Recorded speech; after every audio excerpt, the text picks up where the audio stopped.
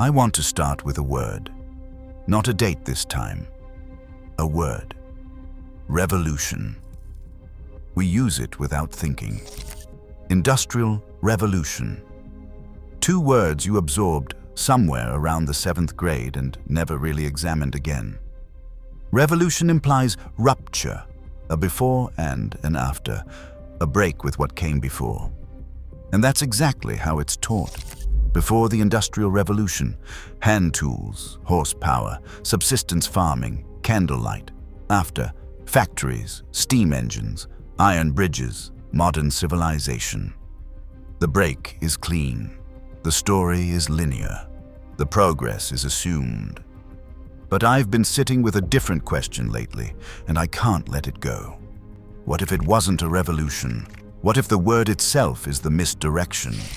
Because when you go past the textbook version and into the actual records, the patents, the census documents, the engineering histories, the labor accounts, what you find is not the story of invention. What you find is something that looks much more like recovery. And by the end of this, I think you'll understand why that distinction matters more than almost anything else in our official history. Stay with me, because we're going to have to go slowly at first, and then it's going to move very fast. Let's start with the timeline, because this is where the first crack appears. The Industrial Revolution is conventionally dated from roughly 1760 to 1840. 80 years. In that window, human civilization supposedly produced the steam engine, mechanized textile production, cast iron structural architecture, precision machining, canal engineering at continental scale, locomotive transportation, and the theoretical frameworks of chemistry and thermodynamics needed to understand all of the above. 80 years. If you were designing a story about civilizational invention from scratch, you would not write it this way. You would not have every major foundational technology arrive in the same 80-year window, in the same small island nation, all at once. The probability problem is the first thing serious historians acknowledge and then quietly set aside. They call it a confluence of conditions.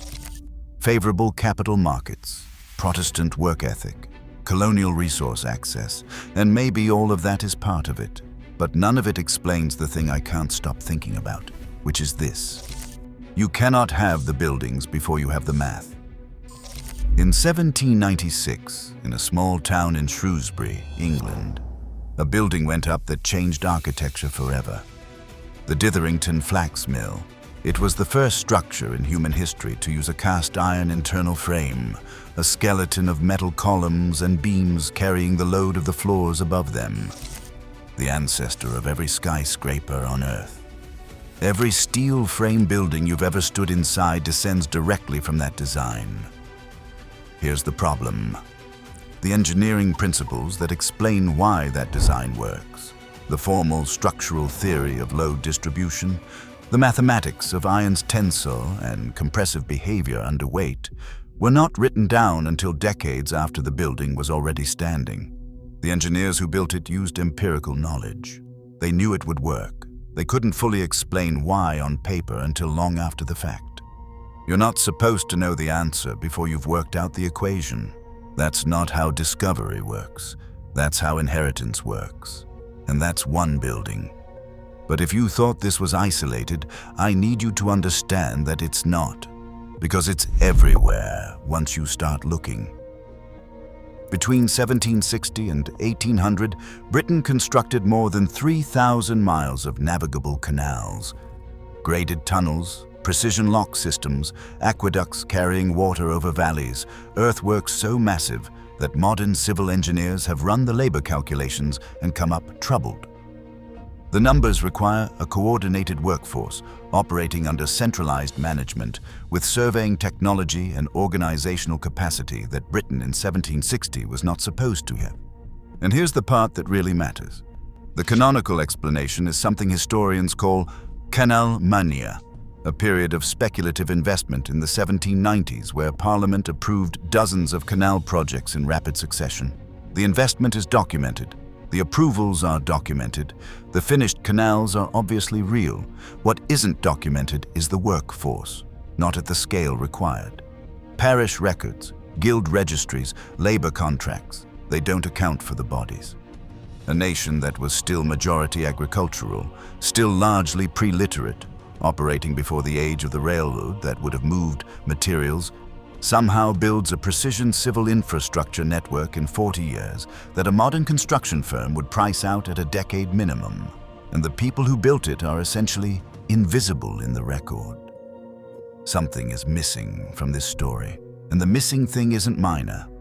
I want to go back even further than 1760, because the Industrial Revolution has a hidden prologue that almost nobody talks about. It involves a man named Thomas Newcomen, ironmonger. No formal education, no documented engineering training, no apprenticeship in any relevant field. In 1712, Thomas Newcomen built a working atmospheric pressure steam engine. A real machine, not a prototype, not a sketch. A functional device that used steam and condensation to drive a piston, pump water out of mines, and operate continuously for years. It worked. Dozens of Newcomen engines were installed across English and European coal fields over the following decades. And then, 50 years later, James Watt refined it, and that refinement is what gets called the invention of the steam engine. But the Newcomen engine has no origin story. We don't know where the concept came from. We don't have the notebooks, the failed prototypes, the documented years of tinkering that should precede a working atmospheric engine appearing in a man's hands. He was an ironmonger, and then he built one of the most conceptually sophisticated machines of the pre-industrial world. The official history treats this as an interesting biographical footnote. It is not a footnote. It is the first red flag in a very long chain. Now I want to talk about the timeline shift, because this is where everything starts to converge. If you map the Industrial Revolution's acceleration, not its beginning, but its most dramatic leap forward in pace and scale, it doesn't happen in the 1760s or the 1780s. It happens after 1816. You may know 1816 as the year without a summer, a volcanic eruption in Indonesia that ejected enough particulate into the atmosphere to lower global temperatures, kill harvests, and trigger famine across the northern hemisphere. The standard explanation, but even within the official framework, what followed 1816 was an extraordinary surge. Displaced rural populations flooded into factory towns. Capital consolidated rapidly. The pace of industrial patent filings accelerated sharply. The conventional reading is simple. Catastrophe produced cheap labor and concentrated capital, and that fueled the boom. But here's what that reading requires you to ignore. The thing that accelerated after 1816 was not just production, it was complexity. The structures that went up in the 1820s and 1830s were not just more factories. They were more sophisticated factories, more sophisticated civic infrastructure, canal systems that expanded into integrated regional networks, iron-framed buildings that applied principles their builders still couldn't fully articulate, railroad engineering that applied surveying techniques with a precision that far outpaced the formal training programs that would have produced surveyors capable of that precision. Catastrophe doesn't produce sophistication. Catastrophe produces survival. Sophistication requires accumulated knowledge, and accumulated knowledge, in the years immediately after 1816, appeared from somewhere without a clear documented source. This is the pattern I keep returning to. Not invention appearing from nothing, not one anomaly in one place. A consistent, repeatable, cross-disciplinary appearance of applied knowledge without a traceable origin. Buildings that know more than their builders wrote down. Engineers referencing earlier models they can't name. Structures requiring mathematics that weren't formalized until after the structures stood. This is what recovery looks like. This is what it looks like when the people doing the building are working from something inherited, something partially understood, something preserved through a rupture and reapplied in the aftermath. I'm not telling you that the Industrial Revolution was fake. The factories were real. The steam engines ran. The canals moved goods. The economic transformation was genuine, and it reshaped the world in ways that are entirely documented. What I'm asking is simpler and more unsettling than that. Where did the knowledge come from? Not the capital, not the labor, the knowledge, the structural intuition, the engineering capability that arrived fully operational in the hands of men whose documented backgrounds don't account for it. Because there's a version of events where the Industrial Revolution is exactly what it says it is. A revolution. A clean break with what came before. Invention from scratch, accumulated through genius and circumstance. And there's another version, where what we call the Industrial Revolution was the moment a surviving fragment of something much older re-entered the world. Where the factories and the canals and the iron frames weren't new ideas generated by the 18th century, they were old ideas recovered by it. Applied by people who understood enough to make them work again, but had lost enough to not fully understand why they worked.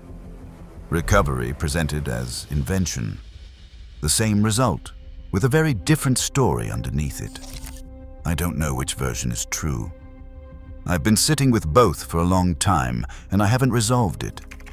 What I do know is that the official version, revolution, clean break, invention ex nihilo, survives only if you don't ask where Thomas Newcomen learned to build his engine.